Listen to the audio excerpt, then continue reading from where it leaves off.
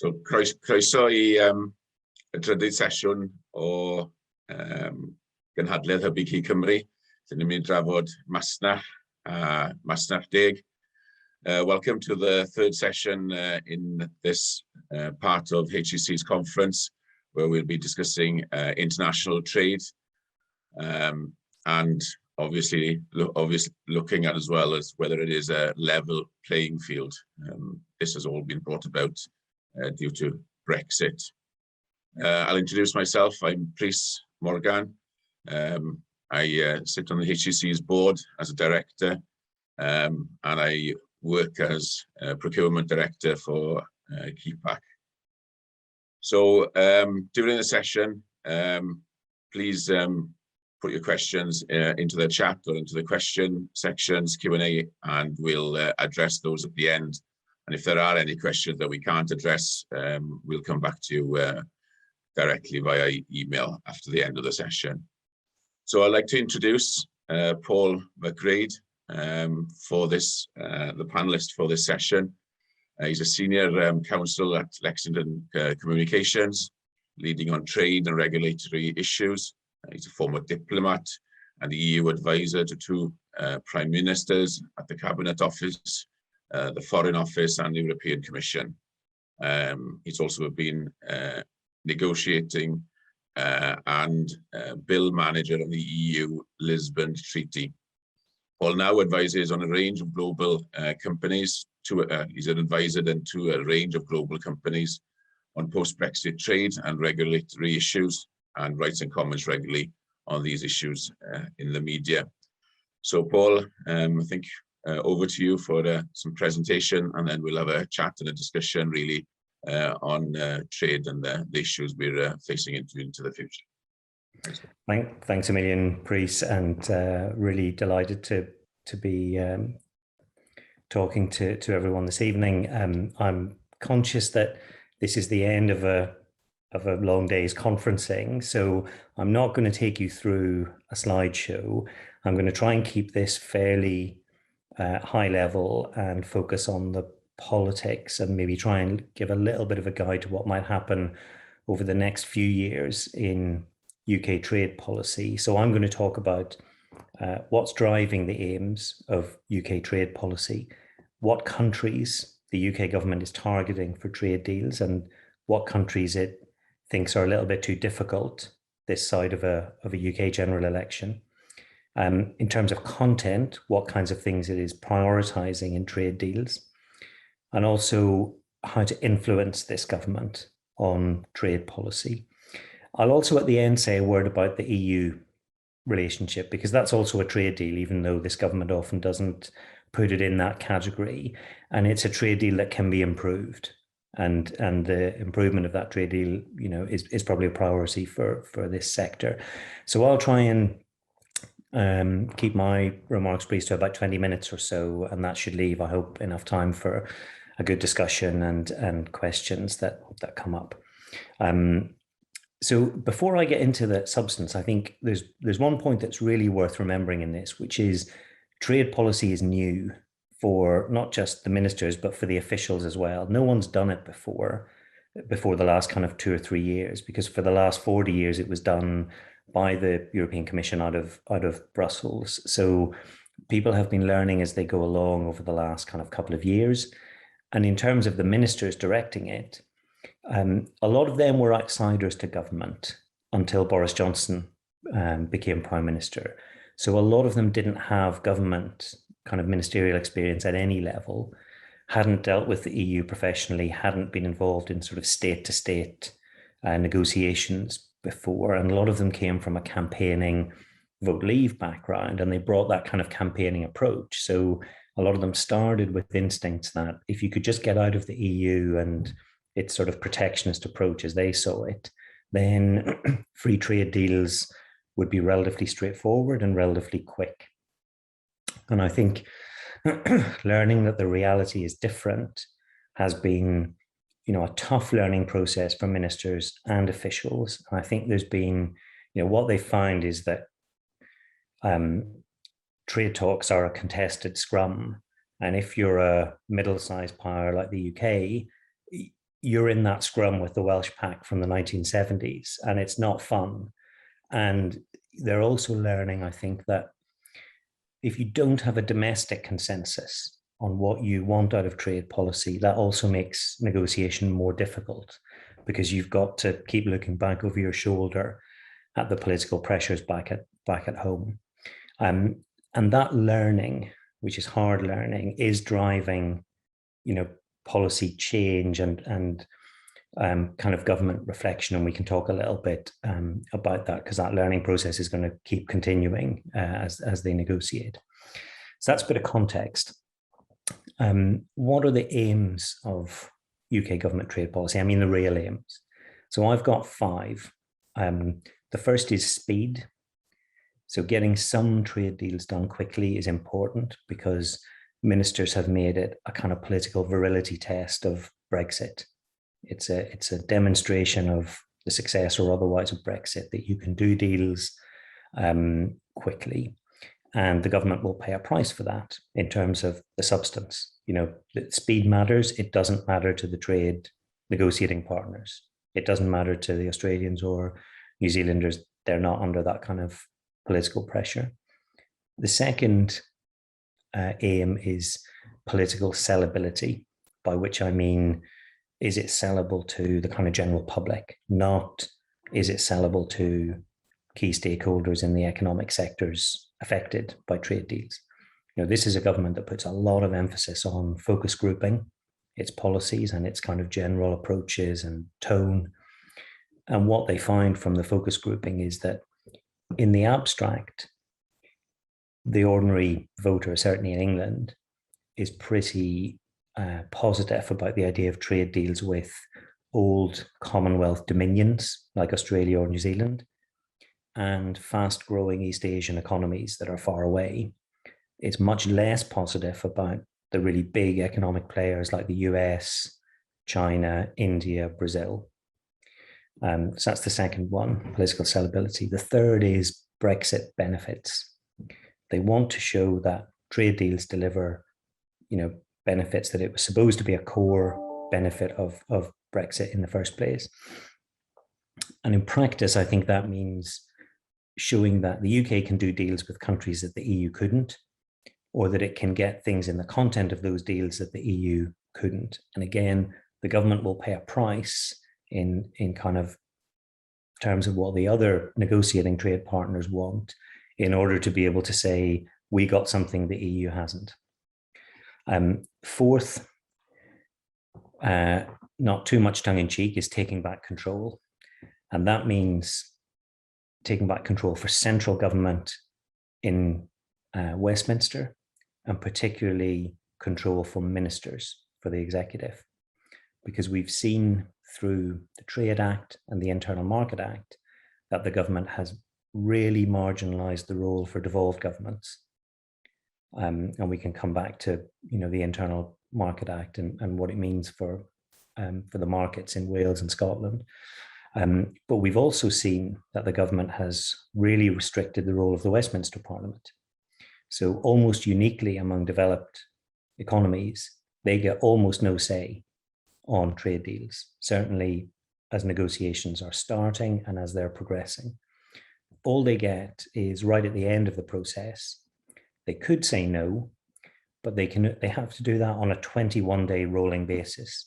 So every 21 days, the House of Commons, the Lords are excluded from this completely, would have to muster a majority against, say, the Australia trade deal, which is quite a big ask, especially when the government of the day, has a majority of 80. So the parliamentary role, the role for devolved governments, is really deliberately marginalized by the government, and that's probably not a sustainable position, kind of long-term on trade policy. And then the fifth and final one is probably something that the government didn't have on its list when they started doing trade policy, or when they left the EU, and that's maintaining British standards. Now, the government have been kind of driven into this position. They have resisted legally binding attempts to make, say, the maintenance of UK food standards, binding in law on the government. by resisting amendments to legislation like the trade bill as was, or the agricultural bill before they became law.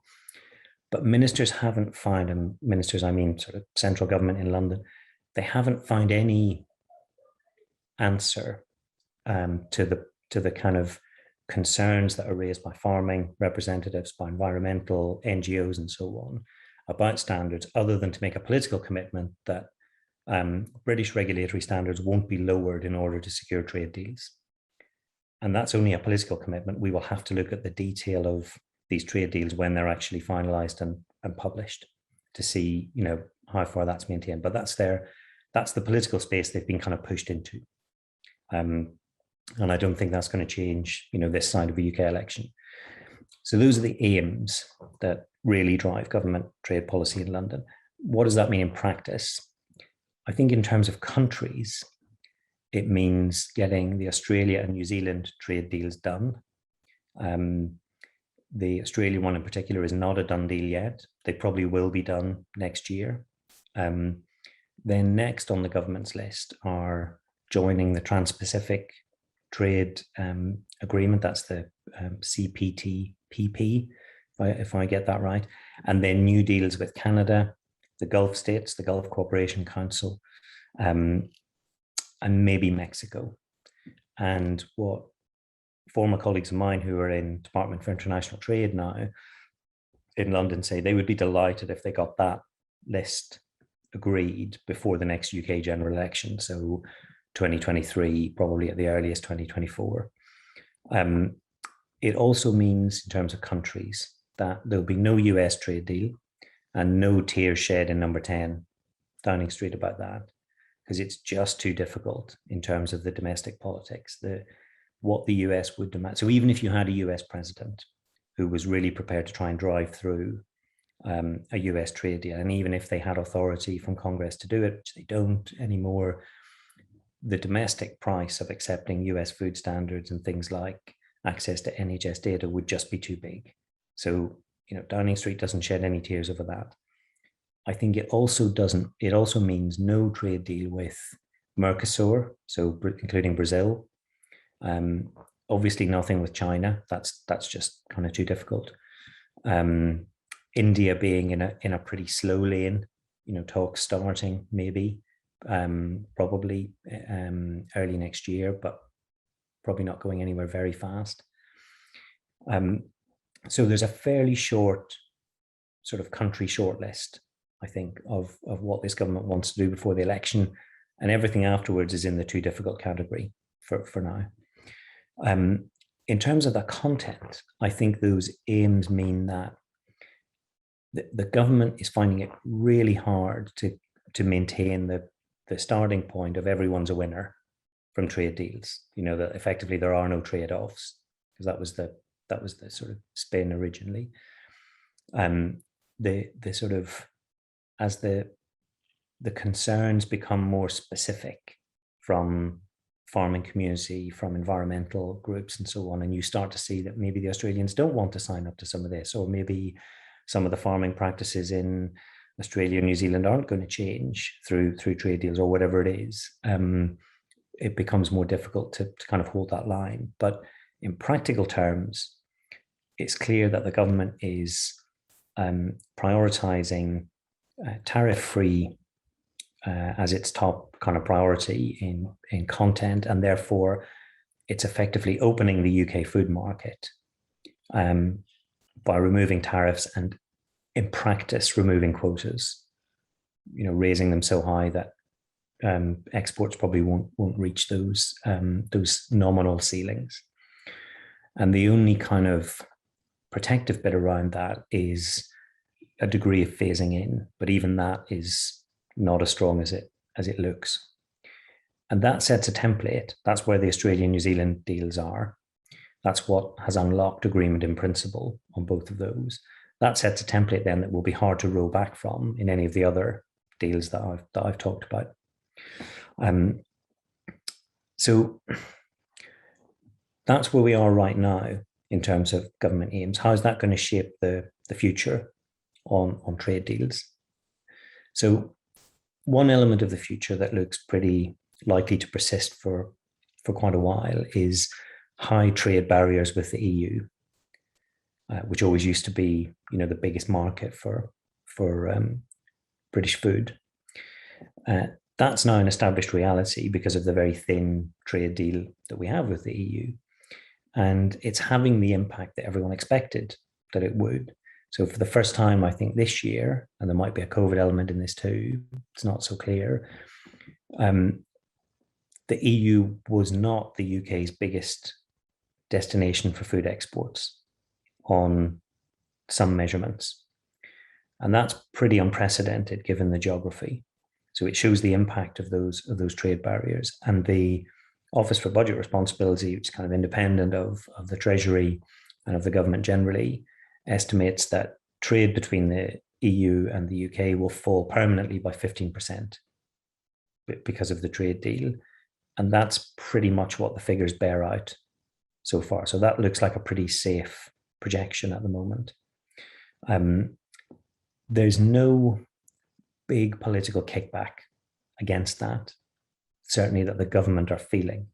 So they're not getting pressure from backbench Tory MPs, even those, in rural seats, to say, you've got to change this, you've got to, align back with EU food standards or whatever to kind of make exporting easier. But that's almost certainly not the end of the story on this, because whatever government we have in Westminster after the next election, they're going to have to deal with that very difficult terms of trade with the EU. But unless they're prepared to accept free movement of people with the EU, full access to the EU single market isn't going to be on offer. And that feels, the free movement point just feels politically impossible for Labour or the Conservatives at the moment. Keir Starmer definitely doesn't want to go anywhere near it. So if full access to the EU market isn't on offer, you got to look at ways to improve the terms of trade at the margins, which mean having a better functioning kind of relationship with the EU generally. So there are things that could be improved around customs, around veterinary agreements and so on, kinds of things that the EU has with lots of other countries and regions, but that are just held up, I think, at the moment because everything's so politically toxic. It maybe is about to get worse even next year if we get into a trade war. So I think for the next UK government, there's going to be a premium on trying to improve the EU deal, at least at the margins. And we don't know quite what might be in play there, what might be up for grabs. But because the other trade deals around the world are either too difficult or too small to make much of a difference in terms of that lost trade with the EU, it also puts a big spotlight on what's the domestic support going to be for farmers. And obviously that's a devolved question, but there's going to be legislation or defining that policy a bit more in Westminster too. So if that's the kind of landscape that we're dealing with, then how do you influence certainly this government? And I'd highlight a few points here. I've already mentioned that I think they're vulnerable politically on the idea of standards. There's deep and wide public support for this idea that we shouldn't dilute standards in order to get trade deals.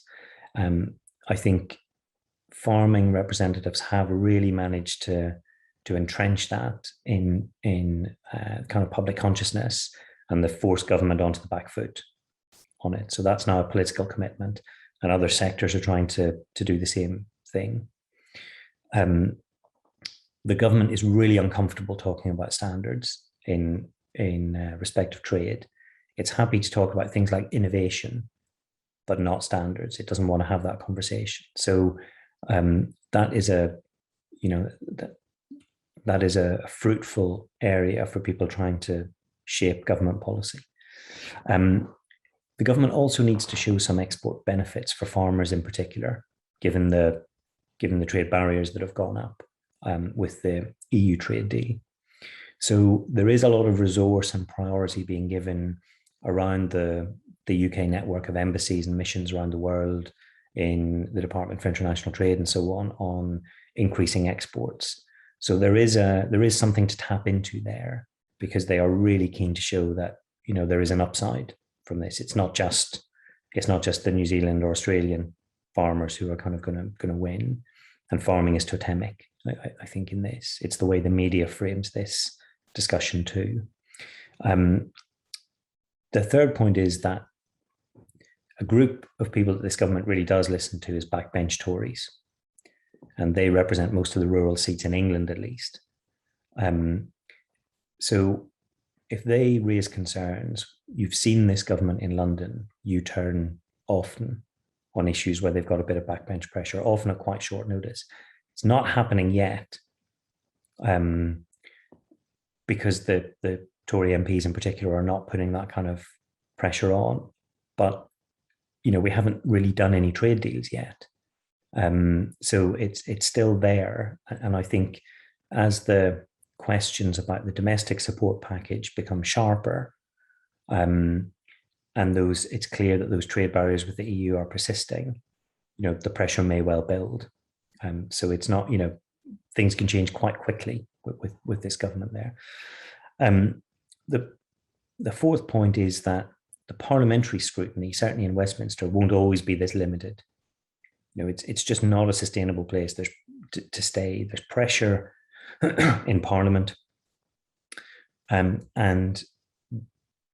I think the government will get trouble from the scrutiny committees that look over trade, and there's quite a few of them that are interested.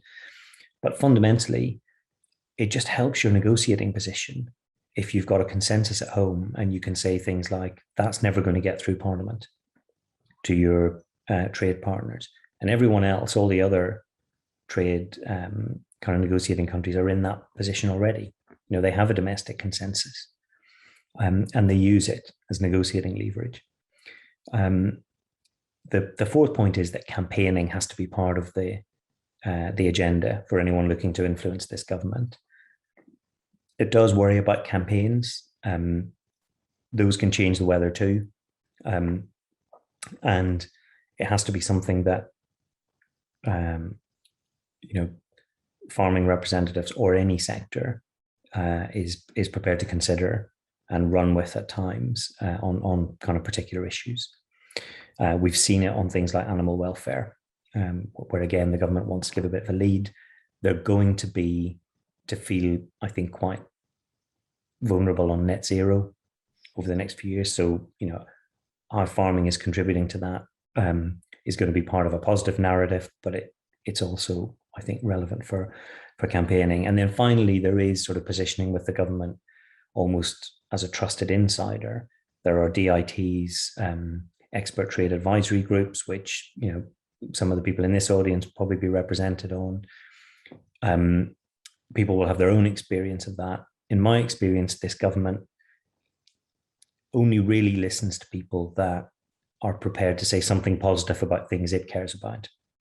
So to some extent, being prepared to say, we like this about trade deals, or this particular trade deal, or that's important, or that generates opportunities, is an important way in to have wider concerns kind of heard. But, you know, I think there is a risk that this government almost writes off farming representatives because it thinks these guys aren't on our side. They're not sort of talking up the opportunities of trade deals and so on. So you know, this is a difficult one to play and be heard. I want to say a word about the EU deal, and then I'll start to draw a few conclusions. I kind of mentioned earlier that, you know, the EU trade deal is very thin, that we're seeing the effect of that in exports. The terms of trade with the EU are very unlikely to stay as they are, kind of really long term. It's not going to be fossilized with this very thin trade deal that we have right now. The costs are really quite high, especially in terms of exports. And there isn't a big agenda to diverge from EU standards. Certainly not in food and farming. I mean, we've seen there's been one small divergence announced so far, which is allowing gene editing and plant breeding in England. But even that is kind of slow and narrow at the moment. We'll see when the legislation comes forward next year, whether they're going to speed things up or widen it out. But the price is quite high for the kind of nominal sovereignty that's bought. Any really big change like aligning with EU food standards is probably not going to happen this side of a UK general election. But as I was saying earlier, I think closer cooperation with the EU and improvements at the margins, like on customs processes, like on veterinary deals, recognition of veterinary qualifications and so on, the kind of stuff that the US has or New Zealand has, I think is very doable if the general relationship were better. And I think in the next parliament, it probably will be. Brexit will be a good bit further behind. You won't necessarily have all the same personalities.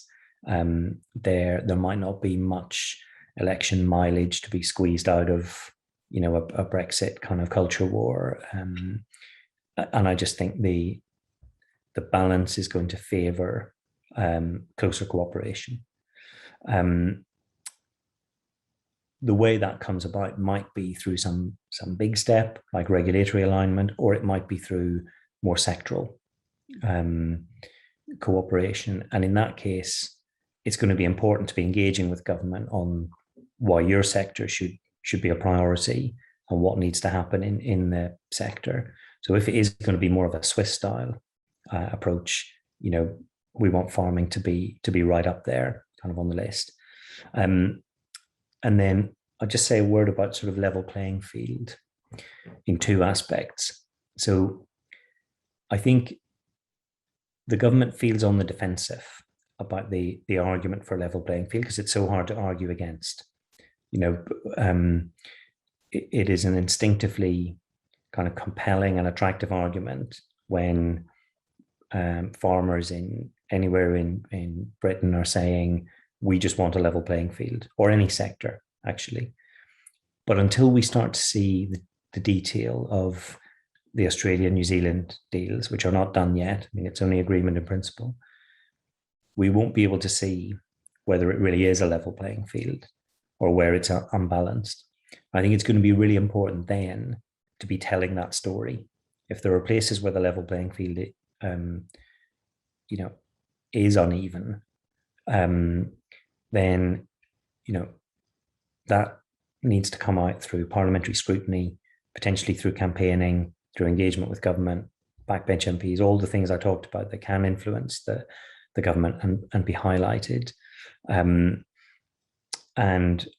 there's a role for regulators there. We just don't know until we see the text. But the government are hemmed in a bit by their own commitments politically not to lower regulatory standards in order to get trade deals. So there's something to hold them to.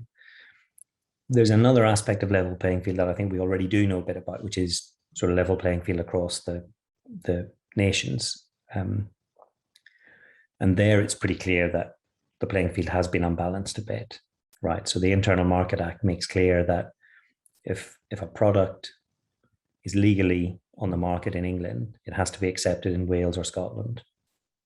Northern Ireland's different because of the protocol, and they're basically applying EU rules, obviously. But that unbalances, the playing field. So if you take the gene editing example that I talked about before, England is going to allow gene editing in plant breeding, probably just for research at the start, but there'll be a path to commercial use. We just don't know kind of how long, exactly under what conditions. Scotland and Wales, I think, probably aren't going to allow that. So eventually you'll have products on the market in Wales, in Scotland, that have, I suppose, in theory, gained a competitive advantage in England. They can be developed or produced there. They can't be in Scotland or Wales.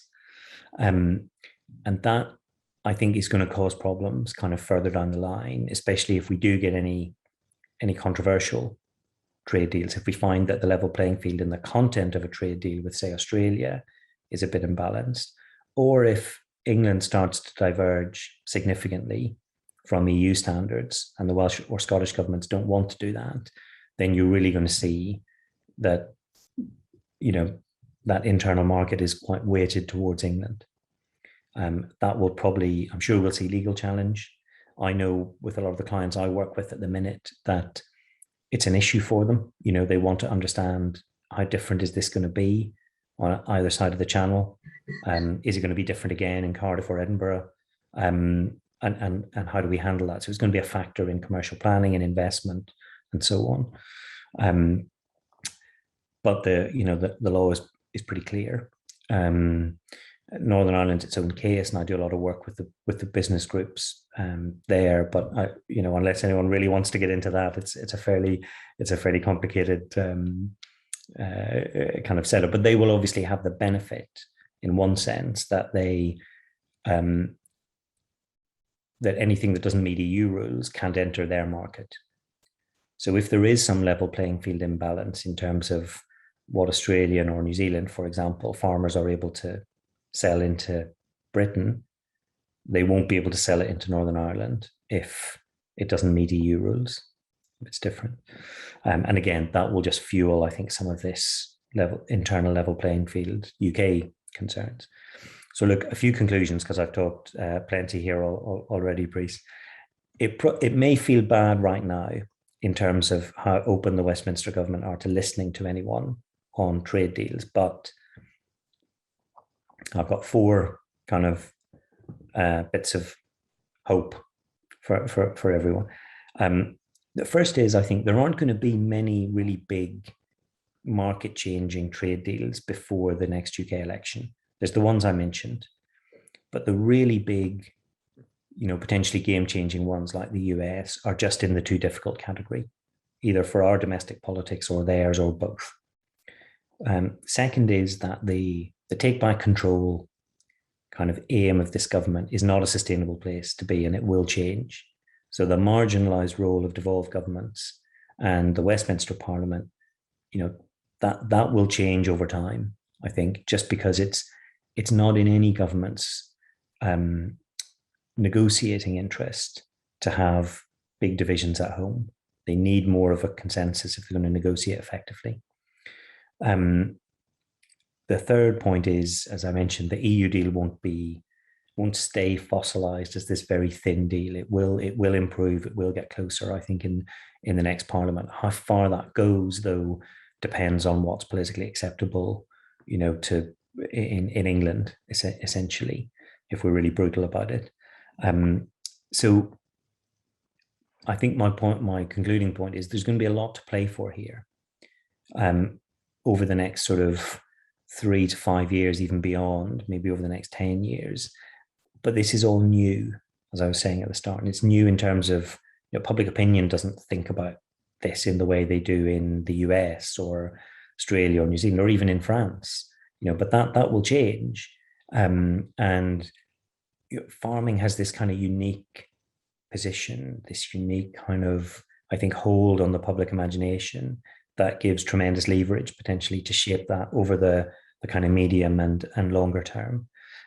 So look, I'm going to stop there. That's plenty from me for now, and back to you for the questions and kick off the discussion.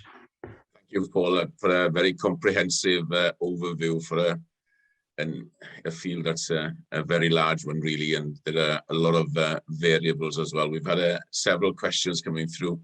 I probably won't read them all out in detail, but I'll summarize this one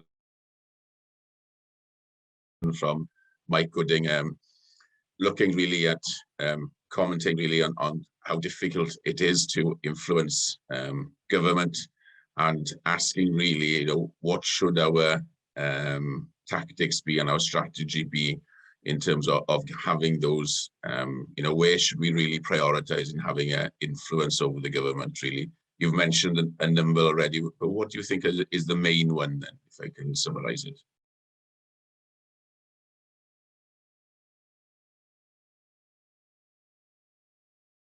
Hey, Paul, I think you're on mute. Oh, I'm sorry. You're quite right. I think the main one is probably creating a bit of pressure on this government, because, like I say, if you look at, they came in with an 80-seat majority, the UK government, in terms of Westminster seats, but they don't behave like that. They're constantly doing U-turns, maybe not on trade policy yet, but on all sorts of aspects of, COVID, on the sort of expenses scandals, or the sort of second job sleaze stuff at the minute. But on loads of things, they've done U-turns at quite short notice, mainly because either backbench pressure has kind of built up a bit. They haven't necessarily lost votes, but those guys have been coming in, talking to the whips, talking to ministers and Number 10, or campaigns have caught them wrong-footed. Like Marcus Rashford has probably won more votes than the Labour Party, in this Parliament, in terms of changing government policy on things, because he's a really effective campaigner, and it's really hard to, attack him, though the government have tried at times. So I think you can see that they are vulnerable at times they're vulnerable to pressure, and they can respond kind of quite quickly on that. I'd say when you apply that to trade, part of the problem is we don't have anything to kind of bite on yet. There isn't a trade deal that's really done. I mean, the Japan one was basically the one we already had with the EU. The Australia, New Zealand ones, we need to see what they say, and we need to be able to kind of go through them. And that might be the start, So what should we pick out? Well, I think let's see what's in those deals, and really kind of, if there are things there that worry people in terms of the level playing field, or in terms of the potential impact of lifting tariffs and quotas pretty quickly, it's about giving kind of concrete examples and trying to either mobilize enough MPs whose seats that affects, or really put your head above the parapet and be prepared to go in hard with a campaign. Thank you, Paul. So we're moving on then in terms of, I think you've addressed this, well, you've touched upon it definitely, in terms, is there a case really for an UK common agricultural policy to make sure that, across the four nations, and really that it's a level playing field within the UK? Yeah, well, I mean, that's really getting into the politics of devolution, though, right? Like, I think the Welsh and Scottish governments would give you a view on that pretty quickly, too. But I mean, I guess there is a point here about. So if we take the sort of agricultural support, like say payment support, the commitment was to maintain sort of across the UK the EU levels of support for essentially this Parliament, or certainly into like the early years of this decade. There's clearly a good argument that farmers shouldn't be losing out in any part of the UK in terms of, say, direct payments or whatever. But it's a devolved issue, and I wonder if there is a bit of leverage here, though, because there's so little role for devolved governments in trade policy, including the EU deal, which is the one that has the biggest impact just because of geography, and that's a traditional export market. Whether there's a sort of flip side to that, you didn't give us much say over this, so we should be having a proper negotiation about what kind of support is going to be available and on what terms. What's it for? Because the UK Agriculture Act, so it mainly applies to England, but it was a pretty typical piece of legislation for this government. Very broad brush in terms of the kind of aims of, what would be funded in terms of kind of land management and agriculture generally in future, environmental aims, kind of sustainability, land stewardship, and so on. But there isn't much definition there. And there's a huge amount then for the agriculture, like the DEFRA secretary of the day, to flesh out in detail with very little parliamentary scrutiny, actually. So I mean, there's a strong argument there for the Welsh and Scottish governments. Say it's all a bit different for Northern Ireland because they've got EU rules anyway. To be saying we need to be part of this conversation in a sort of serious way, in a way that we weren't, for example, on the internal market. So there's some work there for them, Scotland and for Wales to make sure that they're heard then in terms of moving forward in agricultural policy. Perhaps we'll move on now to look at some of the advisory committees then. The Trade and Agriculture Commission,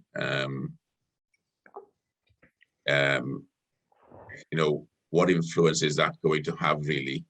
And how can it influence the standards on those trade deals? Do you think that it has got a significant role? I think that's a really good question. If I was being cynical about this, I'd say, I haven't seen many examples of where advisory committees have really shaped, the government's agenda to kind of get them to do things that they weren't planning to do or that they don't want to do.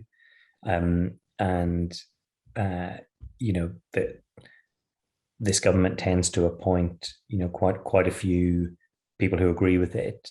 Not exclusively, like there's plenty of other voices on that commission, but I think the jury's out on how influential, any of these advisory bodies sort of are with this government. It's a government that centralizes power a lot, like I was saying with the example of the Agriculture Act as it is now. Even in sort of legislative terms, they tend to set very general goals, but give a lot of power to the ministers to shape the policy detail, the really important stuff, without much further parliamentary scrutiny. So I think, the jury's out, and I'd be a little bit cynical. I mean, I think, as I say, what this government really responds to is uncomfortable pressure. Okay, thank you. And then it's quite an interesting question here from Ale Jones in terms of, do you think that the current Westminster government is likely to buy the next election with cheap food? So in terms of, are they going to open up and just get the cheap food? So it's really interesting because one thing we didn't talk about was, one of the things, probably the key sell that the government tries to use on trade policy is consumer focused. It's, how much cheaper your Australian wine is going to be or whatever it is. So that's definitely the government's instinct. It's kind of consistent with the sort of Vote Leave campaign. It was a selling point, but I think the problem is you just come up against the limits of the other political problems of doing trade deals with the likes of the US or Mercosur, that would be big, cheap agricultural food exporters because of the standard stuff. So I think that's the real limit on them. I mean, when the US trade, before Biden got elected, and there was a bit of a push with the final days of Trump to get some kind of deal through on sort of presidential executive authority without needing to go through Congress, so a pretty thin deal. It was pretty clear to me that Number 10 were not pushing this. It was just too difficult. They didn't want it. So, that says to me, here's a Brexiteer government elected with a thumping majority and true believers, these were the real Brexit campaigners, like the Vote Leave people. And even with an 80-seat majority, they've not done what Aled suggests. They haven't gone hell for leather to throw open the food market, to US food standards, to Brazilian food standards, whatever, in order to, have as much cheap food as possible, lower prices as much as they can. Because they've just come up again. They've just felt the political difficulties at home would be too much on that. So I think we've already seen the limits. I think they're already in retreat, actually, from that. Okay. And there's no other questions there, but perhaps bringing it back to the theme of the conference and the Welsh way and towards a sustainable and prosperous red meat sector. You know, what do you think the government view is on effectively reducing production in the UK and then importing food and effectively reducing the UK's carbon footprint, but obviously it's exporting it to other countries? What's your sort of view on that?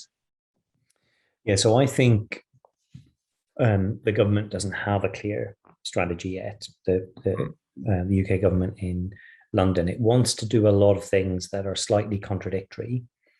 I don't think it's going to introduce a meat tax, for example, or any kind of, you know, punitive or restrictive legal measures to encourage like more plant-based eating or less meat consumption. I think it might do a bit of rhetoric around that, but I don't think it's going to go for taxes, for example. But I think it hasn't kind of heard and if you like adopted yet the really positive story of in particular Welsh red meat and the sort of, I guess, the kind of the narrative that, you know, this is part of getting to net zero. You know, this is the kind of sustainability and quality of this food, which is recognized, you know, widely across the UK, as I mean, like Welsh as opposed to kind of British more generally, and around the world. And we see that with the kind of status, the legal status of Welsh lamb in particular. But the government in London hasn't really sort of understood and adopted that yet. I think there's more to do there to sell them a story about how this is going to help, you know, getting towards net zero. And there is, I think this government instinctively is going to be comfortable with a position that says it's no harm to eat less meat, but, you know, we absolutely back everyone in continuing to eat meat. And therefore it's, you know, then where you come in is and this is the best that you can be eating in terms of the environment. And so like that story, I think is really powerful. And I don't think you're going to be in a position where you're having to kind of engage and lobby to, you know, stop a meat tax or whatever. I think it's going to be about getting them to understand how this fits into other things they want to do, like the path towards net zero, and becoming, you know, advocates. So it's about being kind of, you know, informed advocates, because the sort of counter campaign, it seems to me, which is just sort of at the extreme, is like just stop eating red meat, is not where this government is, and it's too simplistic and it's not realistic.